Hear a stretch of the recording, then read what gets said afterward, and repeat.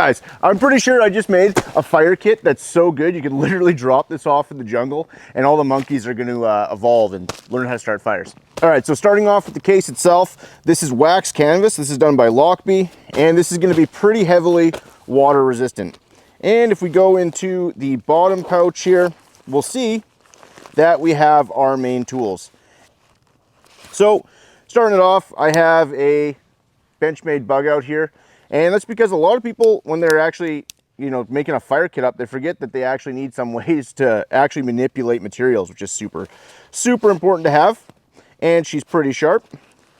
Right here, I have this flashlight by Yuko. One, because if you're making fire at nighttime, it's super important to see. As well as, though, if we look at the back of this thing here, and we open this guy up, I don't know if you can see that too well, but this is actually a little fire starting flashlight, which is super cool. So this is light and fire in one tool. And I threw one of these Blackbeard ropes into here. We'll get into how this actually works a little bit later on in the video, but these are a really good fire starter and they're fully waterproof. Probably the sexiest ferro rod known to mankind. This is by Uberleben. This is one of my absolutely favorite ferro rods. This is the Hexa Pro, I do believe it's called. And of course, just your run-of-the-mill Bic lighter. And we'll go into the other pouch. Now this pouch doesn't open quite as much, but I'll show you what's inside.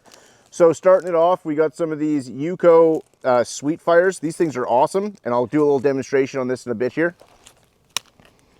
We got a couple of these Zip fire starters, which these things will actually burn for 18 minutes. They're one of my absolutely favorite fire starters. Got some more of these Blackbeard fire plugs. These things are pretty great. And these little nefarious pouches here are actually by Go Fire. And what I like about these guys pack down super, super, super small. Like they're wafer thin. They're waterproof and they burn for about 5 or 10 minutes. So they're pretty good.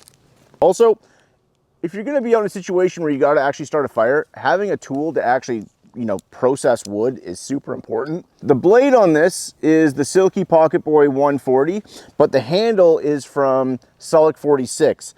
Now what this is a super lightweight folding saw that is gonna allow you to really get after it out there. This has all the pros of a Silky saw with half the weight. And last but not least, a little bottle of hand sanitizer, because this is actually one of my favorite multi-purpose fire starting items. You can wash your hands after you go to the bathroom and use it to start a fire. It's pretty great to have in the backcountry. So one reason why I'm really into this saw to begin with is you can use the spine on this guy and take a piece of wood. In this case, we're going to use fat wood just for visual demonstration. And you can get a pretty good pile of scraping super quickly with it because it's kind of sharp. As you can see, we got our fat wood pile, and I'll show you just how quick this little light from Yuko actually works. And just like that, guys, we got a fire in the bush. Next up, we got one of these Sweet Fires, which is pretty awesome. What's awesome about these is they'll light. You can dunk them in water, pull them up, and give them a shake, and they'll light up again here. No problem at all. And these will burn for a few minutes, and on the back side, this fibrous part is actually a fire starter, but we don't really need to be holding on to that right now. Next up, we got these two guys. So this is our Zip and our Go Fire. And we can drop these in water and shake them around. We'll start off with we'll just really submerge these guys. But you can start off with the Go Fire. Drop that guy down. Pull out the old ferro rod. And these guys will light even after being submerged in water. And as you can see, that's very clearly on fire. And those burn for a few minutes. Now with the Zip, I've never actually tried to light one of these with a ferro rod before, so we'll see if it goes. I'm not 100% confident. Oh.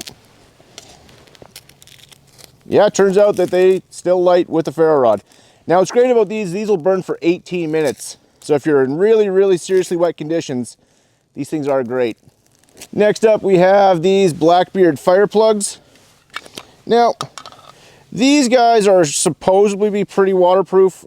From my experience, they're more water resistant than waterproof. So that's why I didn't submerge these ones in the water.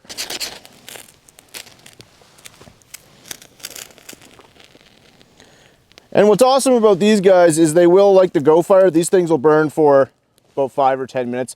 And they're pretty good as far as like wind resistance goes. They really, they can handle the wind pretty good. All right, now I'll show you the Blackbeard fire starter. So you take a little piece of it, throw that over here. We'll cut the plastic wrap off. And these guys, you're supposed to just be able to drop into the water. Oh, look at that. It went into 3 different pieces. So we got 3 different test subjects here. And you just unravel these and light them on up. And as you can see, we got fire, even though these are literally soaking wet. I don't know if you can see that. They're just soaked, but it doesn't really seem to matter too much for the old, like I'm literally like just soaking wet, but they don't really care.